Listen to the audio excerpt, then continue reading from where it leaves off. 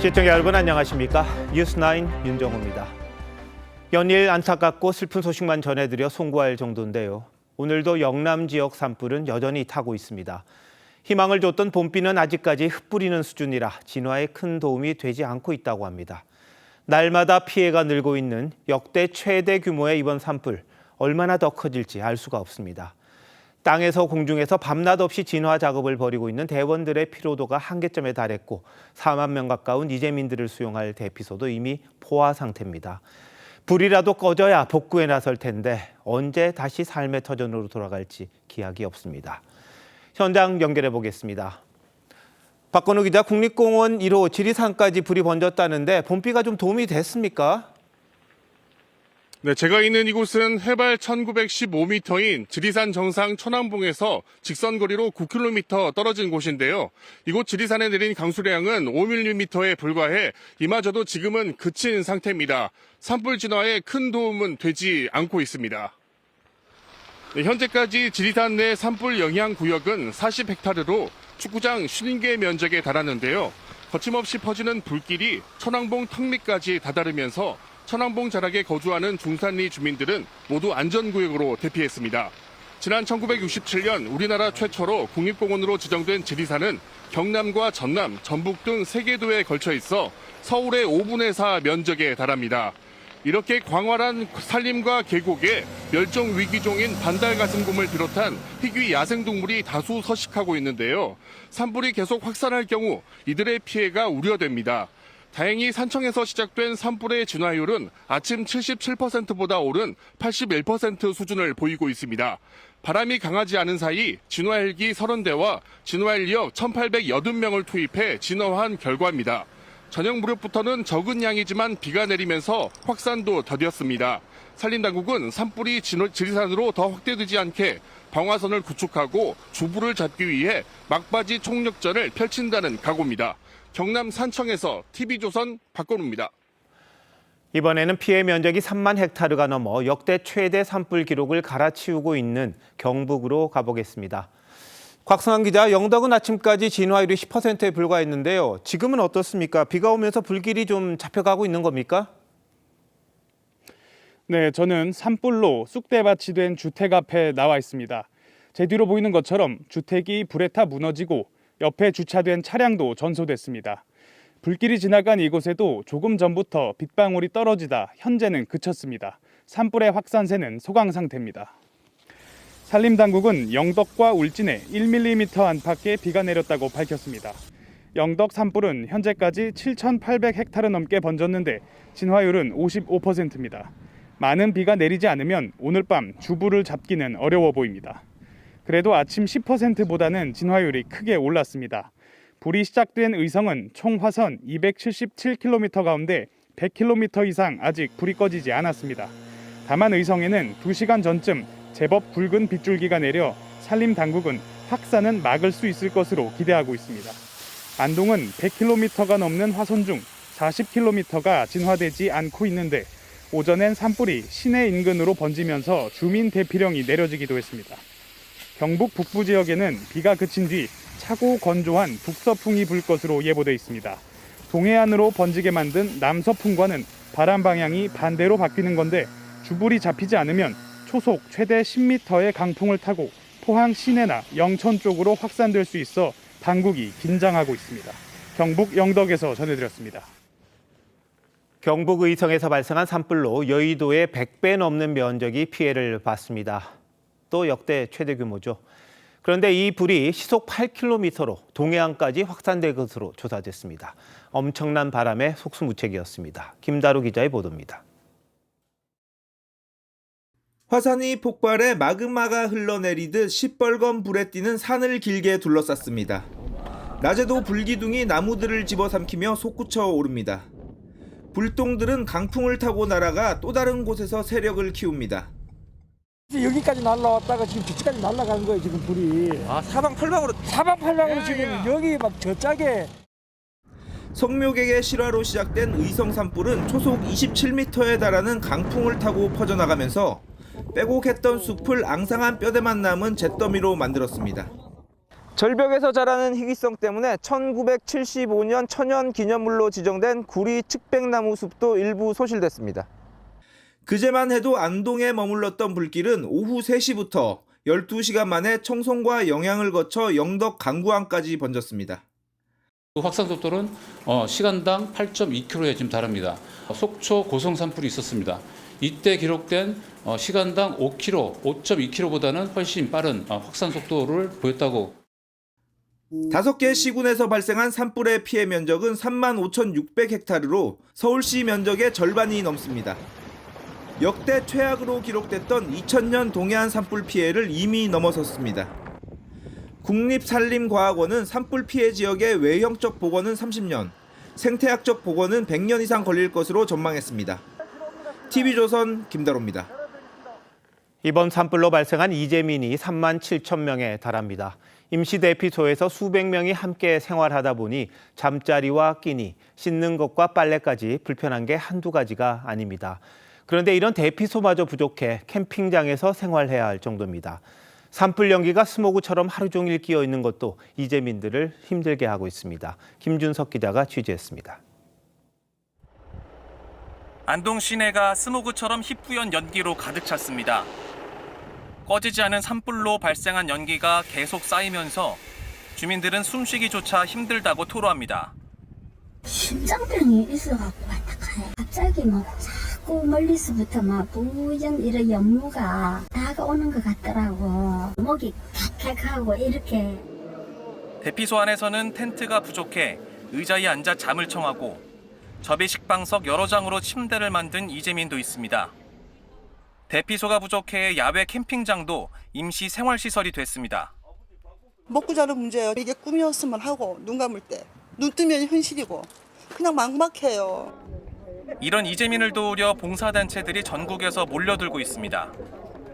이동 세탁 차량을 밖에 한 대 주차해야 하고 있습니다. 이불 세탁 그리고 옷 같은 게 냄새가 나서 불편하신 분들은 저희 봉사자분께서 다니면서 옷을 수거할 겁니다. 이곳 대피소엔 임시 진료소까지 차려졌습니다. 하지만 산불이 계속 번져나가면 봉사단체가 다 감당할 수 있을지도 미지수. 체력적인 부분이 굉장히 어려워지겠죠. 봉사자들이 와서 계속해서 봉사를 하고 있는데 이제 거리 있는 분들도 계시고 그러다. 하루아침에 삶의 터전을 잃은 이재민들은 벌써부터 몸과 마음이 지쳐가지만 불편한 대피소 생활이 언제 끝날지 기약이 없다는 게 더 괴롭습니다. TV조선 김준석입니다. 산불 피해 지역은 대부분 농사를 짓는 시골 마을입니다. 농경지와 과수원, 농기계까지 모두 불에 타버려 삶의 기반이 처참히 무너졌습니다. 하동원 기자가 살펴봤습니다. 국내 유명 송이버섯 생산지인 경북 영덕군.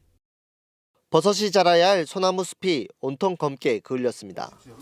가까이서 보니 불길을 이기지 못한 소나무는 맥없이 부러졌고 새까맣게 탄 나뭇가지만 곳곳에 놔둔 겁니다.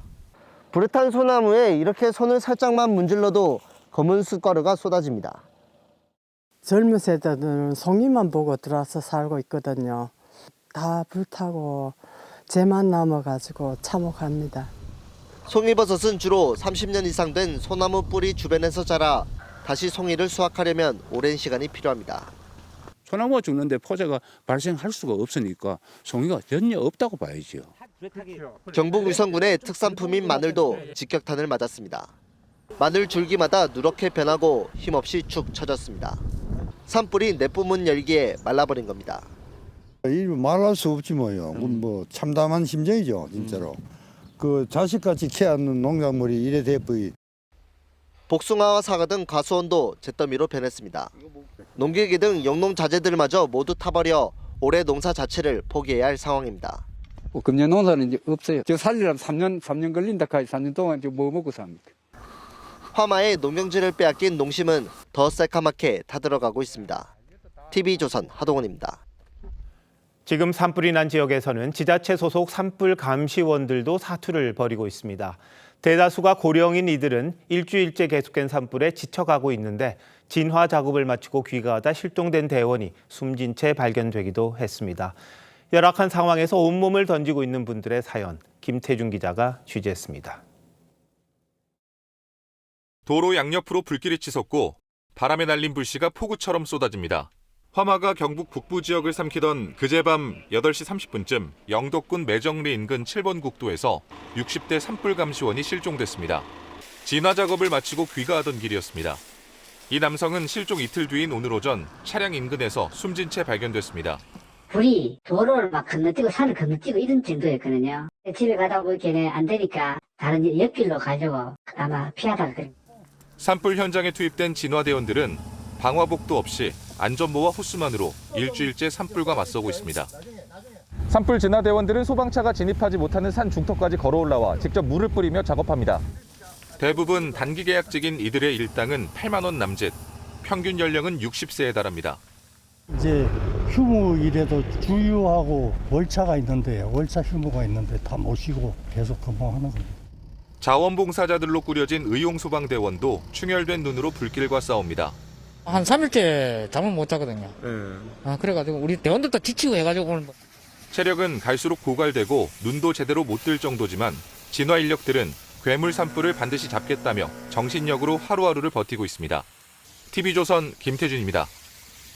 산불이 장기화하면서 현장에 투입된 진화 헬기 조종사와 정비사도 체력이 한계에 다다랐습니다. 어제는 헬기 추락 사고까지 났었죠. 산불을 초기에 잡았다면 이런 일은 없었을 겁니다. 물을 많이 담을 수 있는 대형 헬기를 도입해야 한다는 지적이 나오고 있습니다. 김동영 기자입니다. 진화 헬기 겉면에 그을음이 가득합니다. 지난주 산청 산불에 이어 이번 주 울산 산불 현장까지 일주일째 투입된 헬기입니다. 조종사들은 교대도 없이 하루 평균 8시간 넘게 진화 작업을 이어가고 있습니다. 연료 보급할 때 그때 이제 잠깐 시간을 내서 하는데 한 20분에서 30분 정도? 그때 이제 화장실도 갔다 오고. 산불 피해가 커지고 진화 작업이 길어지면서 피로도는 극심합니다. 하지만 기상 악화로 진화 헬기가 못 뜰 때 마음은 더 무겁습니다. 다시 휴식을 취하면서도 마음이 좋지가 않습니다. 의성, 산청 전국적으로 불이 많이 나기 때문에 쉴 새 없이 비행하면서 정비할 곳은 많습니다. 비행이 안 하는 야간을 이용을 해서 이제 밤 늦게까지 이제 정비 작업을 계속하고 있는 상황입니다. 산불을 초기에 잡았다면 하는 아쉬움은 큽니다. 담수 능력이 3,000리터에 불과한 헬기가 산림청의 주력이라 한계는 있습니다. 네, 같은 1분인데 어떤 항공기는 3,000리터를 담을 수 있고 어떤 리터는 8,000리터를 담을 수 있다면 같은 시간 대비해서 효율성은 어떤 게 더 우수하리라고는. 담수 능력 8,000리터 헬기는 7대에 불과하고 그나마 2대는 다음 달에야 현장에 배치할 수 있습니다. TV조선 김동영입니다. 문화유산을 지켜내기 위한 몸부림도 계속되고 있습니다. 국가 보물들이 보관된 안동 봉정사에선 200년이나 된 소나무까지 잘라 저지선을 만들었습니다. 현장을 서영일 기자가 다녀왔습니다. 경북 안동의 봉정사. 사찰 뒤로 우거진 소나무 숲 가운데가 크게 비어 있습니다. 산불이 소나무를 타고 사찰로 이어지는 것을 막기 위해 미리 베어낸 겁니다. 잘려진 소나무들은 수령이 200년 된 것들로 나무들이 쓰러질 때마다 지켜보는 스님의 마음도 같이 무너져 내립니다. 저 나무도 거의 한 200년 이상 봉정사에서 같이 기도했는데 어쩔 수 없는 상황에서 자르다 보니까. 화마가 휩쓸고 지나간 조선시대 누각 만휴정. 인근이 모두 까맣게 타버렸지만 만휴정은 방염포로 모습을 그대로 유지하고 있습니다. 섭씨 1000도의 불에서도 10분을 버틸 수 있는 방염포가 기적을 만든 겁니다. 하지만 소방대원들은 불씨가 다시 되살아날까 교대로 구석구석 물을 뿌려댑니다. 그제 화염에 포위됐던 묵계서원은 담벼락 하나를 두고 다행히 화를 면했습니다. 날을 꼬박 세워 서원 곳곳이 마르지 않게 물을 뿌린 덕분인데 마당 안엔 위기를 넘긴 홍매화가 붉은 자태를 뽐냅니다. 그 전날 그 소방관 분들이 물을 계속 뿌리셨거든요. 담벼락 안쪽으로는 화재 피해가 하나도 없어요. 거의 진짜 없었어요. 이번 산불로 불에 타버린 문화유산은 모두 23건.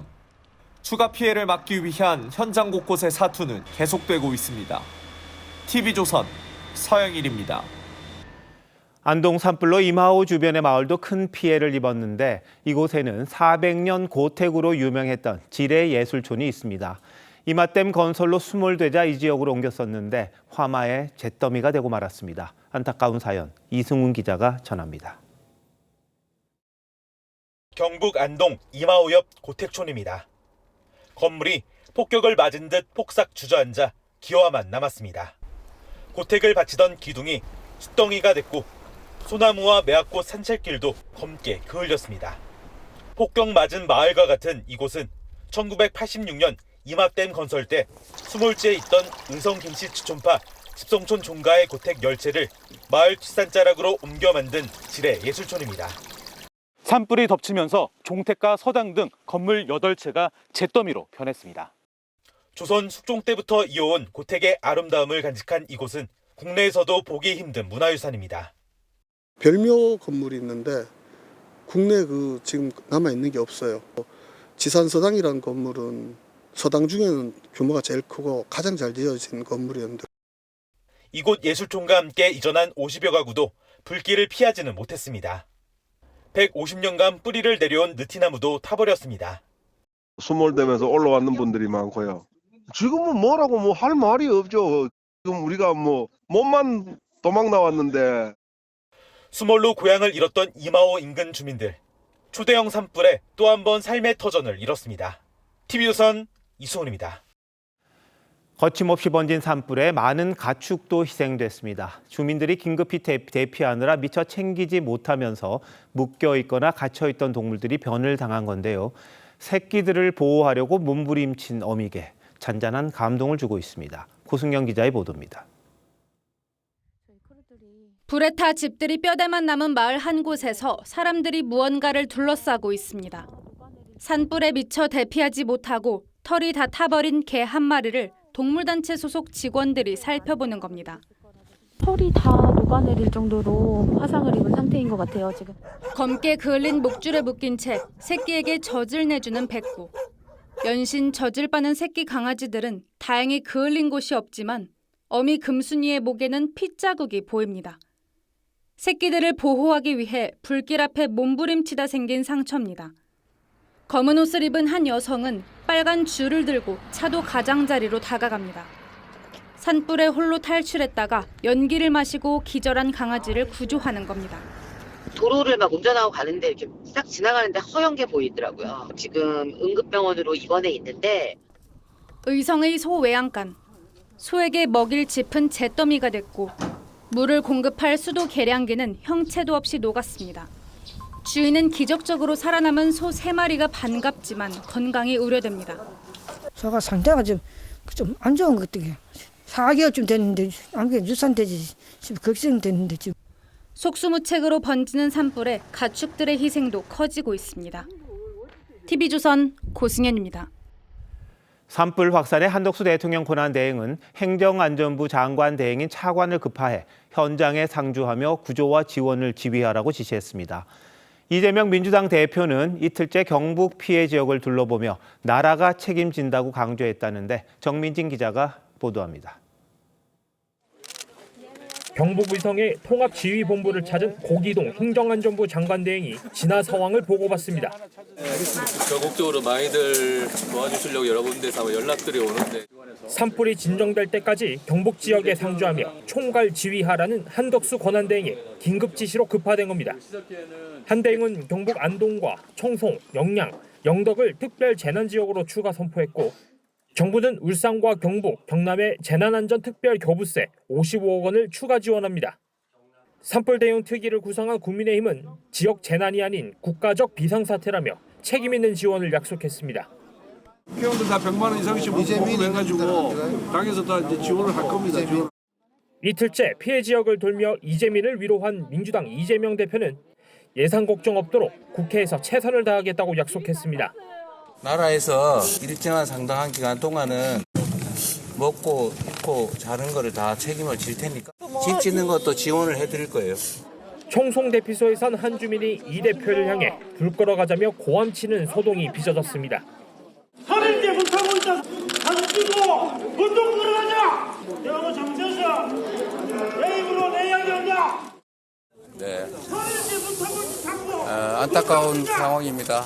이런 현장에서도 그런 정치적 행위들이 벌어져서 영양 지역에선 한 행인이 겉옷으로 이 대표를 위협한 일도 벌어졌는데 이 대표 측은 화마에 집이 피해를 입고 주변 사람들도 희생돼 감정이 격양된 이재민이라며 경찰에 선처를 요청했다고 밝혔습니다.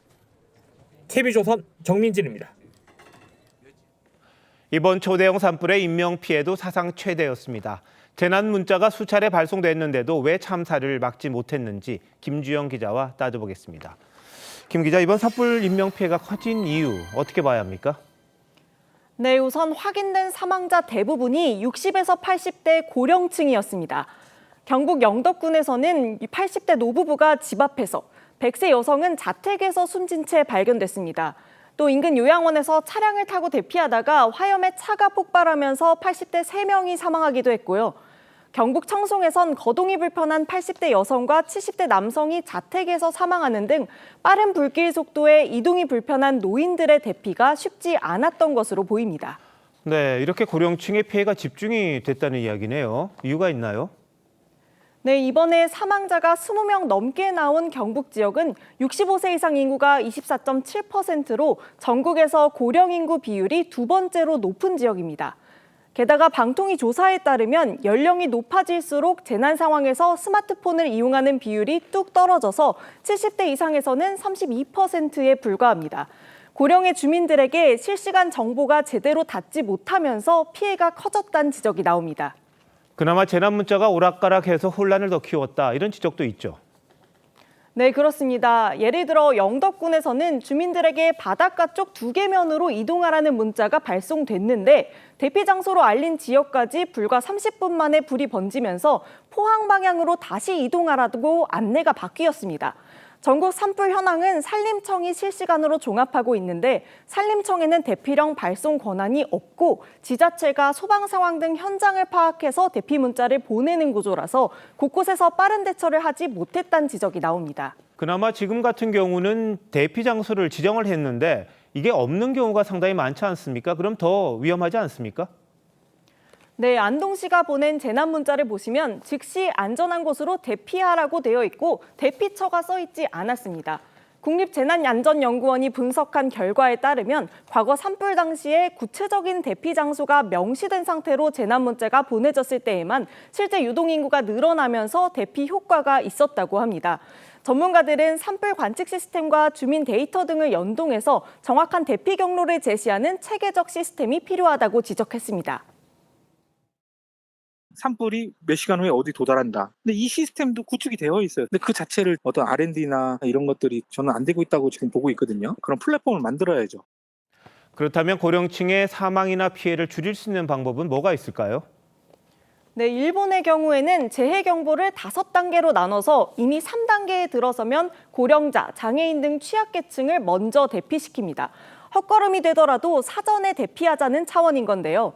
전문가들은 우리도 산불이나 대형재해를 대비해서 민방위처럼 사전 훈련을 실시하고 취약계층이 함께 이용할 이동수단을 마련해야 한다고 조언했습니다.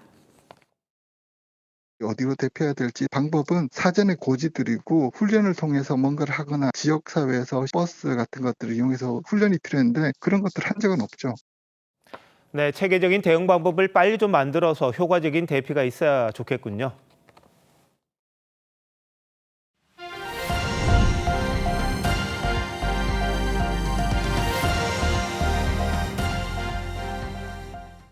다음 소식입니다. 헌법재판소가 오늘도 윤석열 대통령 탄핵 심판 선고 날짜를 발표하지 않았습니다. 사실상 4월로 넘어간 건데 문형배, 이미선 두 재판관이 퇴임하는 4월 18일 전까지는 선고가 나올 거란 관측입니다. 윤재민 기자입니다. 헌법재판소는 오늘 헌법소원 등 일반 사건 40건을 선고했습니다. 매월 넷째 목요일에 하는 정기 선고입니다. 오늘 선고를 모두 마치도록 하겠습니다. 하지만 오늘도 윤석열 대통령 탄핵 심판 선고일 통보는 없었습니다. 윤 대통령 탄핵 소추 의결서가 도착한 지 104일, 변론을 종결한 지 30일째입니다. 주요 사건의 경우 평일 기준 최소 이틀 전에 선고일을 통보한 걸 감안하면 다음 주 월요일인 31일 선고는 사실상 불가능해졌습니다. 재판관 평의가 한 달 넘게 이어지면서 결국 유력하게 거론되던 3월을 넘기게 된 겁니다. 인용과 기각, 각하 등 3가지 선택지를 놓고 재판관들 간의 의견이 엇갈려 평의가 교착 상태에 빠진 거란 분석이 나옵니다. 심지어 아직 최종 단계로 나아가지 못하고 쟁점 등 세부 사항부터 의견이 엇갈리고 있을 가능성도 있습니다. 선고는 다음 달 2일이 재보궐선거일이라 그 이후가 될 가능성이 높습니다. 4월 2일이 그 보궐선거가 있기도 하고 그러니까 결국은 다음 주말이냐 그 다음 주말이냐 이렇게 봐야죠. 다만 문영배 권한대행과 이미선 재판관이 퇴임하는 다음 달 18일 전엔 결론을 낼 것으로 보입니다. TV조선 윤재민입니다. 민주당은 헌법재판소를 더 강하게 압박하고 있습니다. 이재명 대표 2심 무죄로 사법 리스크를 덜어낸 만큼 이제는 윤석열 대통령 파면에 온 당력을 모으는 듯합니다. 국민의힘은 재난 상황에서도 길거리 정치에만 몰두한다고 비판했습니다. 전정원 기자입니다. 민주당은 선고가 늦어지면 늦는 이유라도 밝히라고 헌법재판소를 압박했습니다. 헌재가 국가위기를 방치하고 있다며 내일이라도 당장 윤석열 대통령을 파면하라고 촉구했습니다. 헌법재판소가 헌법 소홀하는 중대한 책무를 방기하는 사이 헌법재판소의 존재 이유에 대한 근본적 회의도 그만큼 커졌습니다. 어제 비공개 의원총회에선 정영식, 조한창, 김복형 재판관 실명을 거론하며 압박해야 한다는 취지의 주장도 나온 걸로 전해졌습니다. 한덕수 권한대행을 향해선 마은혁 헌법재판관 후보자 임명을 거듭 요구했습니다. 장외 집회 등 전방위 여론전을 이어가고 있는 민주당은 천막 당사 철야 농성까지 검토하고 있습니다. 다음 달 18일 문영배 이민선 재판관 퇴임 전까지 어떻게든 윤 대통령 파면을 이끌어내야 한다는 절박감이 반영된 거란 해석이 나옵니다. 그 헌법재판소의 그동안 심리나 변론 이런 것들이 다 무력화되는 상황이 되지 않겠습니까? 우원식 국회의장도 헌재엔 신속한 탄핵 심판 선고를, 한대행을 향해선 마은혁 후보자 임명을 촉구했습니다. 대행이 스스로 헌법 위반의 국기문란 상태를 끌고 가면서 국민께 어떤 협력을 구할 수 있습니까? 국민의힘은 민주당이 국가적 재난 상황에서도 길거리 정치에 나서고 있다며 대권 야욕에 이재민의 눈물을 외면하지 말라고 비난했습니다. 국민의힘은 산불 재난 상황임을 감안해 헌재 앞 기자회견을 잠정 중단하고 1인 시위만 이어가고 있습니다. TV조선 전정원입니다. 도심 곳곳에서 윤석열 대통령 탄핵 찬반 집회도 이어졌습니다. 민주노총은 선고 날짜가 나올 때까지 총파업을 벌이겠다며 헌재를 압박했습니다. 탄핵 반대 측은 이재명 대표의 2심 무죄 판결을 비판하며 윤 대통령 복귀를 촉구했습니다. 조윤정 기자입니다. 윤석열 대통령 파면을 요구하는 현수막을 들고 서울 도심을 행진합니다. 즉각 파면하라!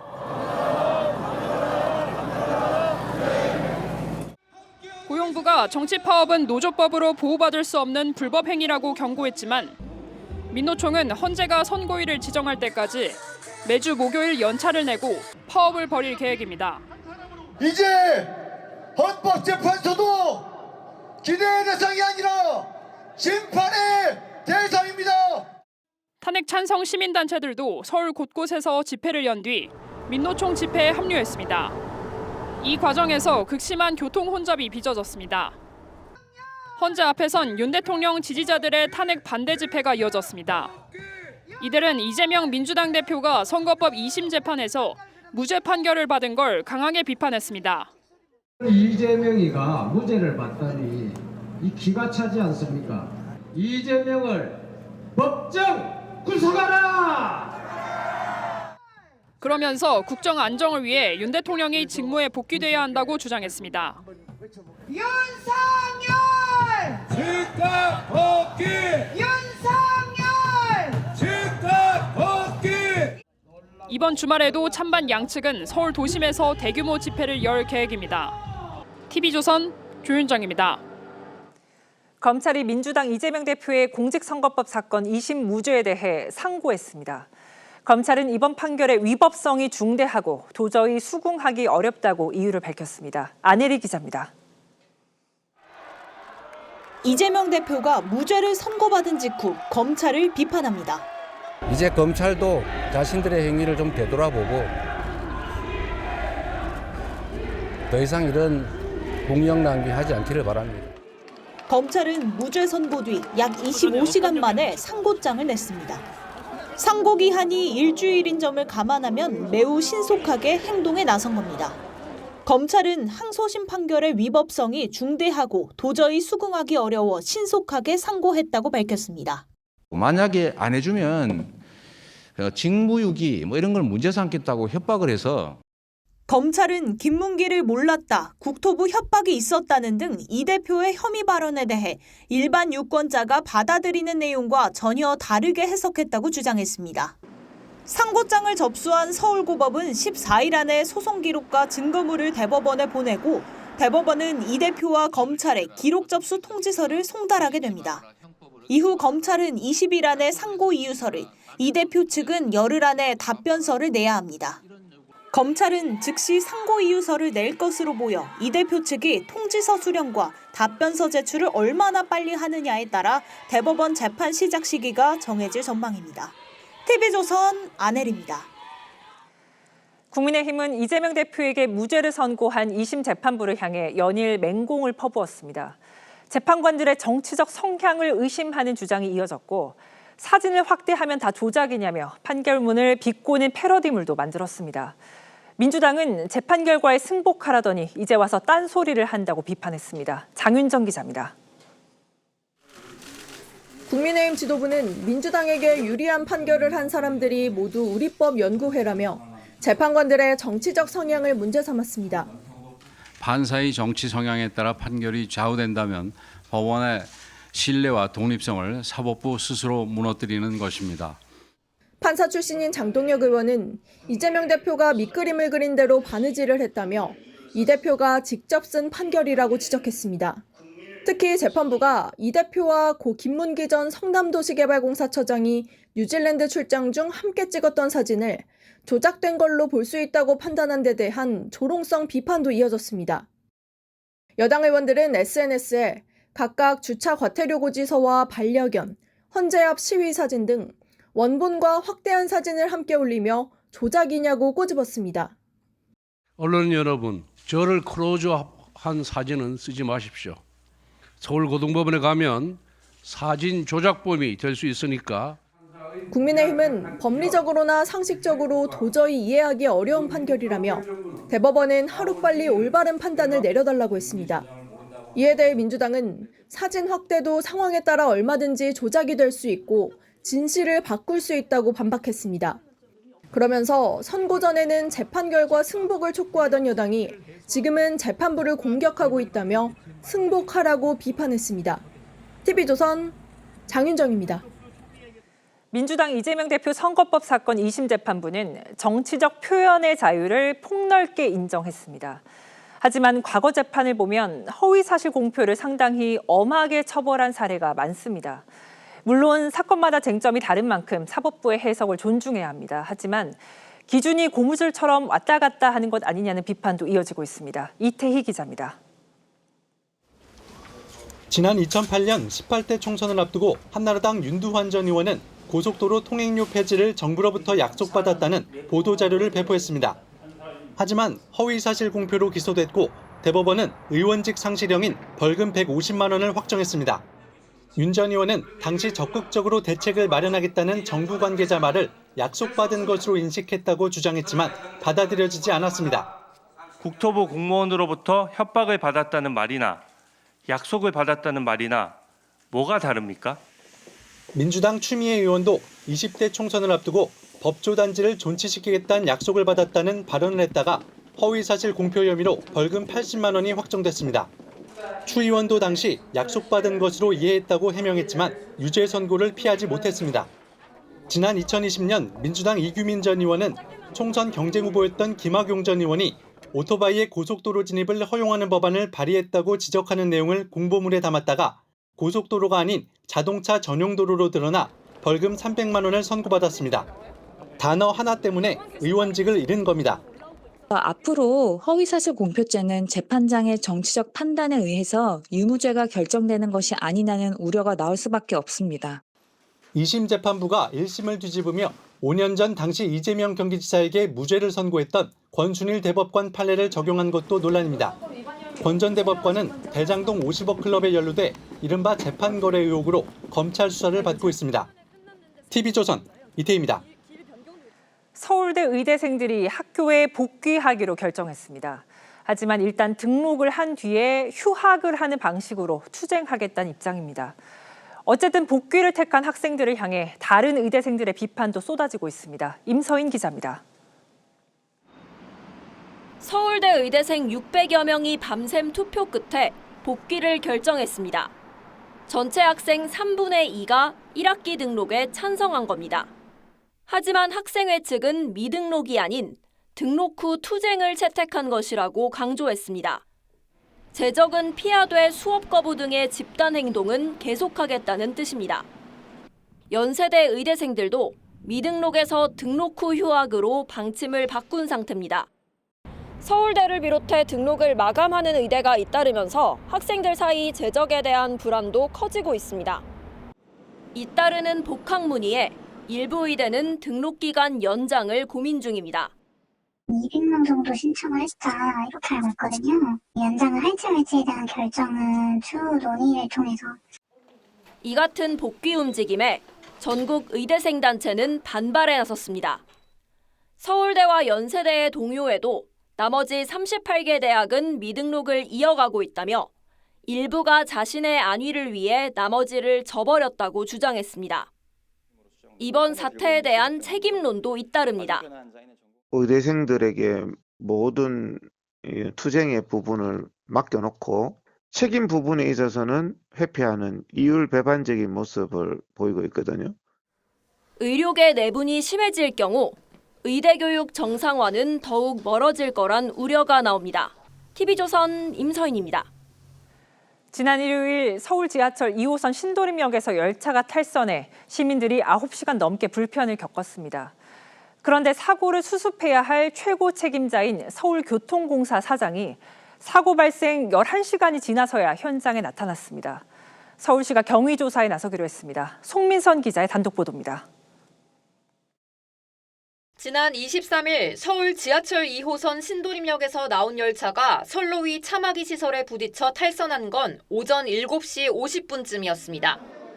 1시간 40여 분이 지난 오전 9시 35분, 서울교통공사는 가장 심각한 사고 단계인 레벨 3 중대사고를 선언했습니다. 대응 지침에 따라 서울 성동구 본사의 지역사고수습본부가 꾸려졌고 서울교통공사 사장이 현장을 총괄지휘할 본부장이 됐습니다. 그런데 백호 서울교통공사 사장이 사고수습본부에 나타난 건 저녁 7시쯤이었습니다. 사고 발생 11시간 뒤, 복구 작업이 끝난 진 2시간 반 뒤였습니다. 공사는 백 사장이 이날 오전 사고를 보고받은 뒤 경기도에서 가족 모임을 가지면서 전화와 문자 등으로 상황을 점검했다고 말했습니다. 전화로 지휘하고 카톡 문자로 지휘하고 계속 지휘를 하고. 하지만 가족 모임은 오후 2시쯤 끝났고 이후 백 사장은 서울 중구 자택에 돌아온 걸로 확인됐습니다. 집과 비교적 가까운 거리에 사고수습본부가 있었지만 즉시 가진 않은 겁니다. 공사 측은 중대재해 발생 시 사장이 어디에서 지휘해야 한다는 조항은 없다고 강조했습니다. 논란이 커지자 서울시도 다음 주 공사를 상대로 조사에 착수한 뒤 감사 여부를 결정할 방침입니다. TV조선 송민선입니다. 2년 전 한 수능 시험장에서 시험 종료를 알리는 벨소리가 일찍 울리는 일이 있었습니다. 이로 인해 시험을 망쳤다는 수험생들이 국가를 상대로 손해배상 소송을 제기했는데 1심 재판부는 국가가 수험생들에게 최대 300만 원씩 배상해야 한다고 판결했습니다. 한지인 기자입니다. 2023년 서울의 한 고교에서 수능을 치르던 수험생들은 크게 당황했습니다. 1교시가 약 1분 남은 상태에서 종료벨이 울린 겁니다. 타종 담당 교사가 시간을 잘못 봐서 벌어진 일이었습니다. 2교시 종료 뒤 추가 시간 약 1분이 주어졌지만 1교시 때 이미 급하게 답을 찍어서 냈거나 당황해서 다음 시험까지 망친 경우도 있었습니다. 두 문제를 거의 마킹을 찍어서 하듯이 했다 보니 이후 시험에 대한 압박감을 너무 많이 느끼게 되었던 것 같습니다. 수험생 43명이 교육부를 상대로 재수 비용에 해당하는 2천만 원씩의 손해배상을 청구했습니다. 1심 법원은 오늘 공정하게 시험을 치르지 못했고 정신적 고통을 입었다며 수험생들 손을 들어줬습니다. 다만 제출된 증거만으로는 점수 하락 등의 구체적 추가 손해를 인정하기 어렵다며 배상액은 1인당 100만 원에서 300만 원으로 정했습니다. 교육당국의 책임이 있다라는 판결을 하신 건데 과연 적절한 것인지는 되게 심각한 의문이 있습니다. 앞서 2020년에도 3분 일찍 종이 울려 국가가 30여 명에게 위자료 700만 원씩을 지급했습니다. TV조선 한지은입니다.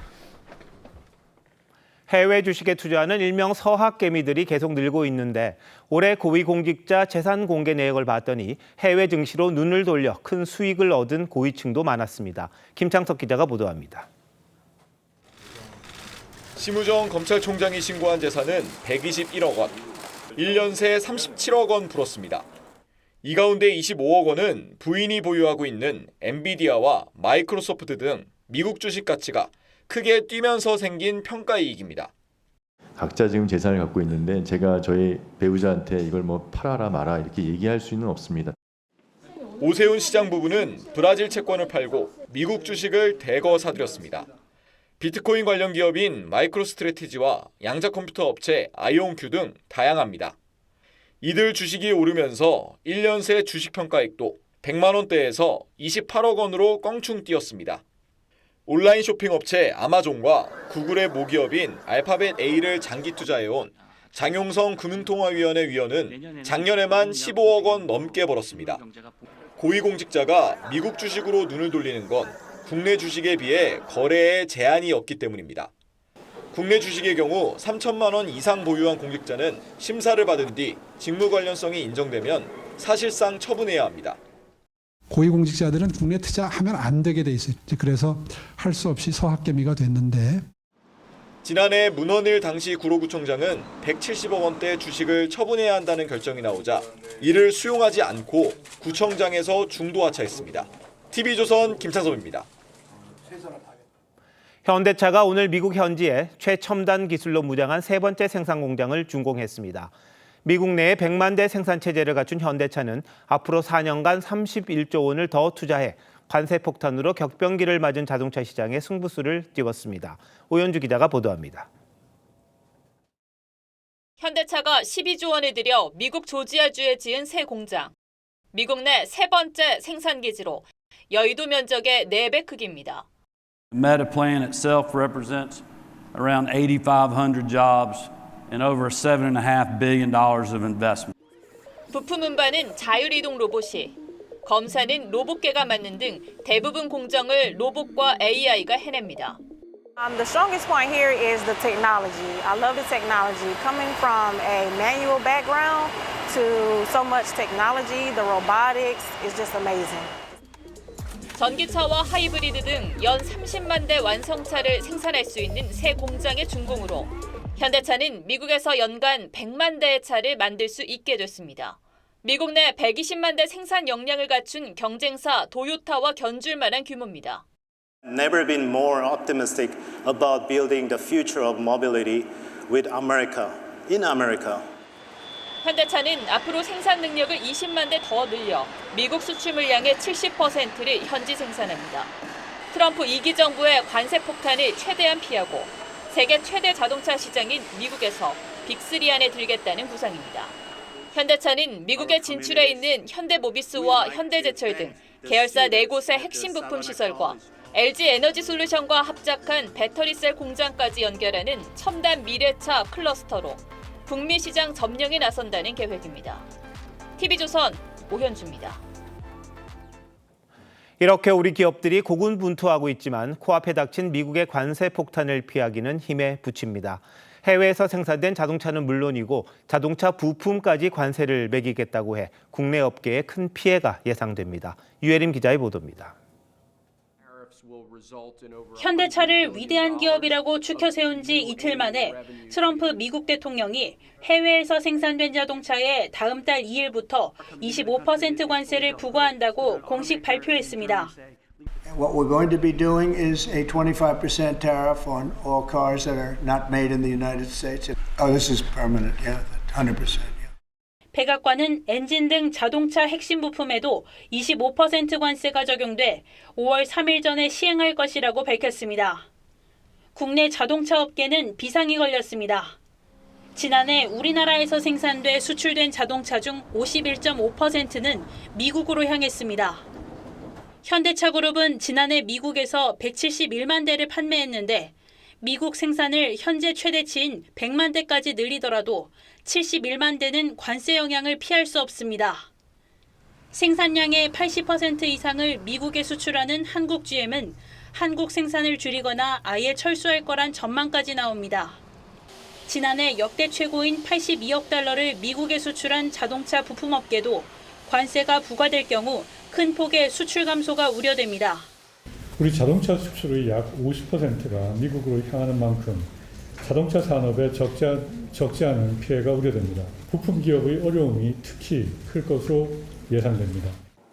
예상을 뛰어넘는 관세 발표에 오늘 자동차와 부품 관련 주가는 일제히 내림세를 보였습니다. 정부는 자동차 산업 비상대책을 마련해 다음 달 중 발표할 예정입니다. TV조선 유혜림입니다.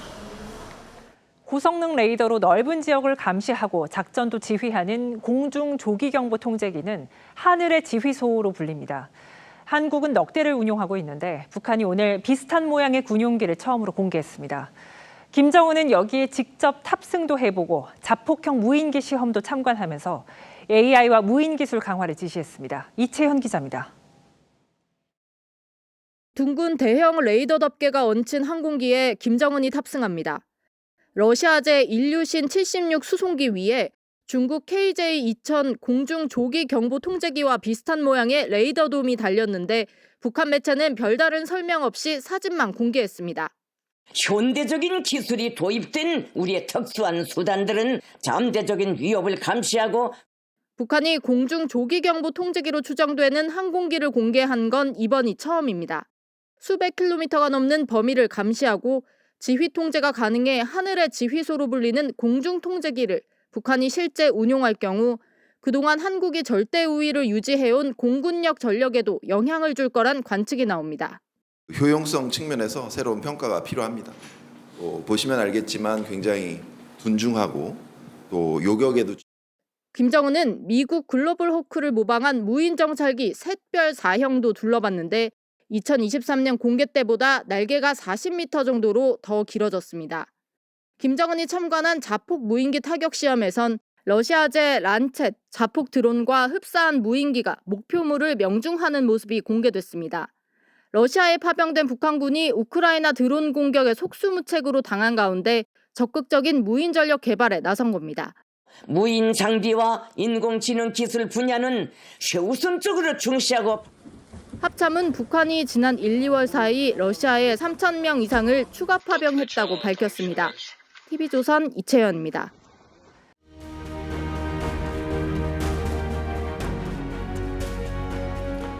인간이 동물을 앞서간 건 불이 있어서입니다. 신화 속의 프로메테우스가 인간에게 불을 선물했다. 무지막지한 고통을 겪었다고는 합니다만 우리 스스로 두려움을 이겨내고 얻어낸 겁니다. 어둠을 물리치고 열악한 환경을 변화시켜 문자도 바퀴도 없던 시절 인류 문명의 토대가 됐습니다. 물론 무기도 만들었죠. 또 불에 옮기는 사람들을 불가에 모으기도 합니다. 이렇게 고마운 불도 조심하지 않으면 큰 재앙이 됩니다. 하늘이 야속할 정도로 전국 곳곳의 산불이 꺼질 줄을 모릅니다. 미국 LA에서나 보던 불길이 전쟁 수준의 국가재난으로 번지고 있습니다. 국립공원 여럿을 태우고 바닷가까지 밀어닥칩니다. 대한민국이 생긴 이래 처음 있는 최악의 산불입니다.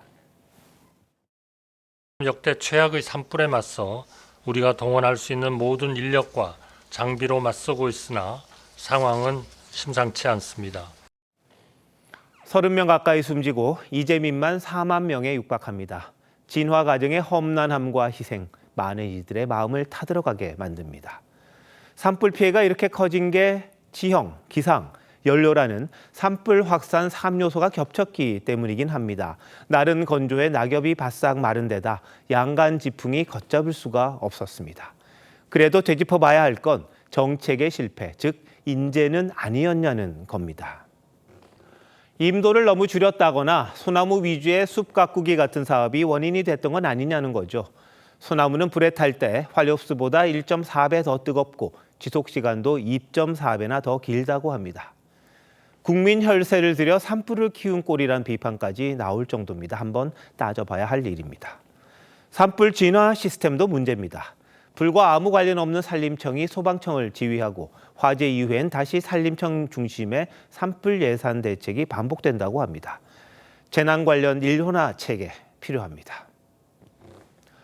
세종대왕은 일찌감치 천재지변은 사람의 힘으로 어쩔 수 없지만 대비와 조치를 잘하고 못하는 건 사람의 힘으로 다 할 수 있다. 이렇게 말했습니다. 매번 터질 때만 관심 기울이는 척하다가 나중엔 나 몰라라 하는 식이 또 되풀이된다면 교훈은 없습니다. 늘 그렇듯 재난 상황에 빛나는 우리 국민들. 고통받는 지역에 쏟아지는 위로와 성금이 그나마 힘든 상황을 조금이나마 다독거려줍니다. 모두 힘내서 위기를 이겨낼 때입니다. 3월 27일 윤정호의 앵커 칼럼. 눈물로는 끌 수 없는 불이었습니다.